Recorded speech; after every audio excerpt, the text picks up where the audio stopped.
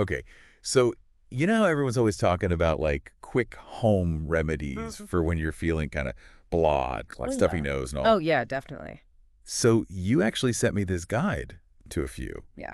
and we thought it'd be cool to kind of dig in and figure out why they actually work. Right. We've got a Kadha, which I'd never heard of before, Yeah. saltwater gargling, Uh-huh. which we've all probably done, For sure.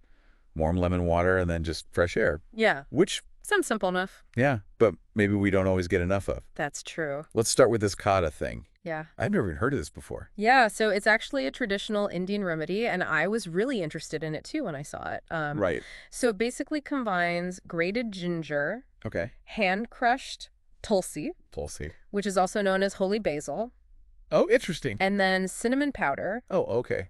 and black pepper powder. So, like, very strong flavors. Yeah, exactly.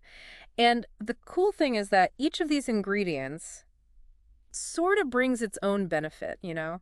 Like ginger, for example, has compounds like gingerol, Gingerol. which is known for its anti-inflammatory properties. Okay. So it's like actually doing something. Yeah. Yeah. Yeah. And then tulsi has been traditionally used to support like the whole respiratory system. Okay. That's So like you're a kind of fence. getting a multi-pronged approach. Right. So we've got all these ingredients. Uh-huh. How do we put it together? Okay, so the guide recommends that you boil them in 1.5 cups of water Okay. for like 10 to 15 minutes. Oh, wow. So, like, a while. Yeah, you really want to get it like a good, strong tea, you know, Yeah. and then you strain it and drink it warm. All right. You can add honey if you want to make it a little tastier.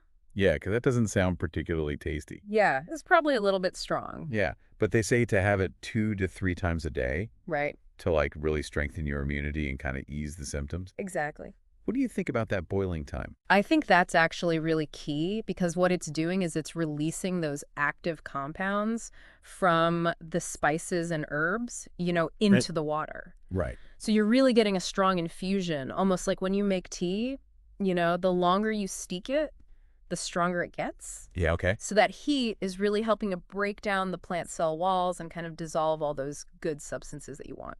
Awesome. Okay, so moving on to the next one. This one's super simple. Right. Saltwater gargle, Yep. which again, we've probably all done. Uh-huh. Just a teaspoon of salt in a glass of warm water gargle for 30 seconds.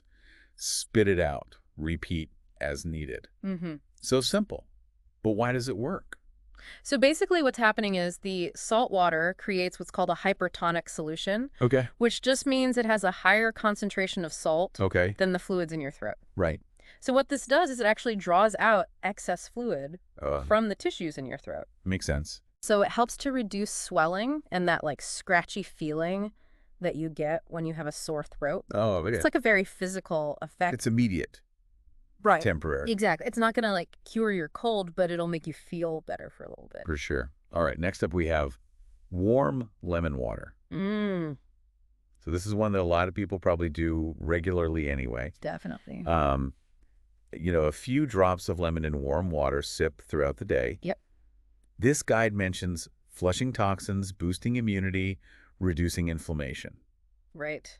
So it's like a cure-all, it sounds like. Almost. Yeah. But is it really just the vitamin C, or is there more to it? So vitamin C definitely plays a role. Right. It's a well-known immune supporter. Right. And it does have some anti-inflammatory properties. Okay. But I think the benefit here is more like multifaceted. Okay. Like the warm water itself can be really soothing to your throat. Yeah, for sure. And staying hydrated in general is just crucial when you're sick Right. because it helps your body function properly. Uh-huh. But even that little bit of lemon can actually stimulate saliva production, Okay. which in turn can help keep your throat moist. So you're not as like scratchy and dry. Exactly. Yeah. Interesting.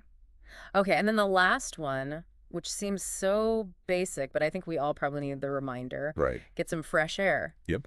This guide says that staying in stuffy rooms can worsen things. Hmm. And fresh air helps to clear congestion and even like lift your mood. It makes a big difference. It really does. Why is it so important? Well, think about it, like indoor air, especially if you're not ventilating well, can have like a higher concentration of pollutants and allergens Yeah. and even like viruses. Oh, wow. So getting some fresh air really helps to circulate the air and kind of remove some of those potential irritants. Makes sense. Plus, just being outside can have a psychological benefit, For sure.